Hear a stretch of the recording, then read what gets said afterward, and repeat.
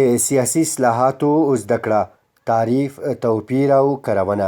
دویمه برخه لیکنه ډاکټر نیک محمد ویال. پنځم ټالواله یا الاینس. د دوه او یا له دوه د ډیرو هیوادونو ترمنځ تړون چې د امنیتي، سیاسي، اقتصادي او نورو مسایل په پار د ګډ کار لپاره ترسره کیږي ټالواله بلل کیږي. هیوادونه هغه وخت ټالواله جوړوي چې د ملي ګټو پر وړاندې ګواښونه موجود وي او په یوازې ځان نشي کولی د یادو ګواښونو پر وړاندې مقاومت وکړي. د نړۍ په کچه ټالواله یا اتحادونه په دوه ډوله دي: لومړی رسمي، دویم غیر رسمي. کله چې هیوادونه په رسمي ډول سره ائتلاف او ټالواله جوړوي نو د تړونونو په لاسلیک سره دغه کار ترسره کیږي چې پر یو غړي برید پر ټولو غړو د برید په مفهوم منل کیږي. د بیلګې په ډول ناټو د رسمي ټالوالو یوه بیلګه ده. غیر رسمي ټالواله بیا پرته د کوم تړون د لاسلیک منځته راځي. په غیر رسمي تړونونو کې هیوادونه سره ژمنې کوي، پوځي همکاري ترسره کیږي، استخباراتي معلومات شریکوي او ورته نورې چارې. د غیر رسمي تړون یا ټالوالې بیلګه د پاکستان او افغانستان ترمنځ د ترهګرۍ پر وړاندې ناستې او غونډې شمیرلی شو. شپږم ګډوډي یا انارکي.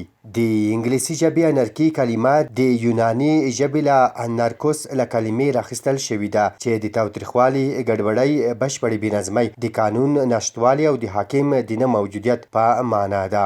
د انساني تمدنونو وړاندې چې حکومت او دولت منځته نه و راغلي، ژوند په انارشیزم کې و او هر کله چې په هیوادونو کې کودتا او انقلاب کیږي، د شته نظامونو پر وړاندې بغاوتونه کیږي، نو د بېنظمۍ یادو حالتونو ته په سیاسي اصطلاح کې انارکي، انارکیزم، انارشي او یا انارشیزم وایي. په نړیوالو اړیکو کې بیا نظریه دا ده چې د نړۍ موجوده فضا انارشي لرونکې ده، په دې اساس چې په نړیوال نظام کې یو ځواک شتون نه لري، بلکې هر هیواد او دولت خپلواکه دی چې دغه خپلواکۍ په نړیواله کچه کې انارشیزم ته لار برابره کړې ده. د هابز په نوم یو عالم وایي چې انسان پخوا په انارشیزم کې ژوند کولو چې دی ورته سټیټ اف نیچر وایي. یاد وضعیت کې د انسان ژوند خوندي نه و، نو انسانان اړ شول چې خپل یو شمېر حقوق د بشپړ حاکم په لاس کې ورکړي ترڅو د انارشیزم له حالت را بهر او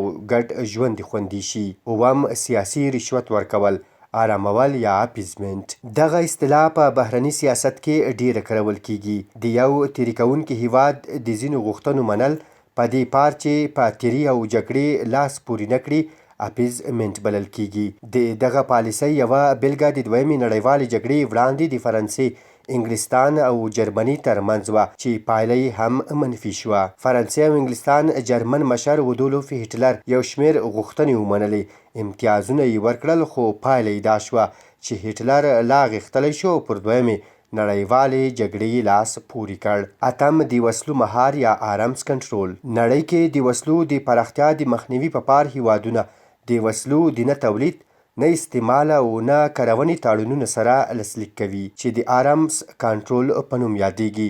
د وسلو د مهار تر ټولو پخوانۍ بیلګه له نن 2500 کلونه وړاندې د یونان د آتن او سپارټا وګړو ترمنځ شوي. همدا ډول د انګلستان او امریکا متحدو ایالاتو ترمنځ په 1819 زیږدیز کال کې د رش بګاټ تریټي د بحري وسلو د مخنیوي یو بل تړون و.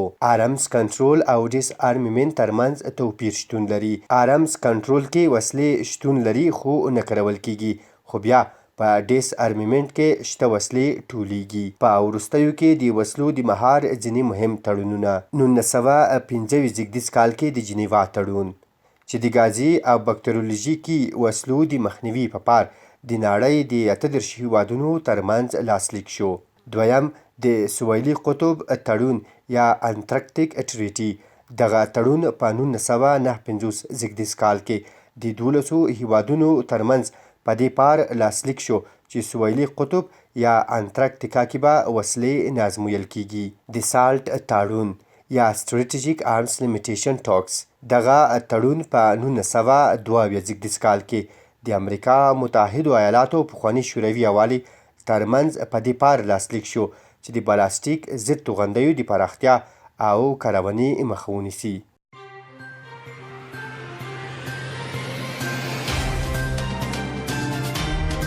د افغانستان نړۍ او سیمې د مهمو خبرونو، پیښو او جریانونو په اړه د تازه، پر وخت او دقیقو خبرونو لپاره د روحي ویبپاڼې د یوټیوب چینل لایک او سبسکرایب کړئ، ترڅو زموږ نوي او تازه ویډیوګانې پر وخت درته ورسیږي.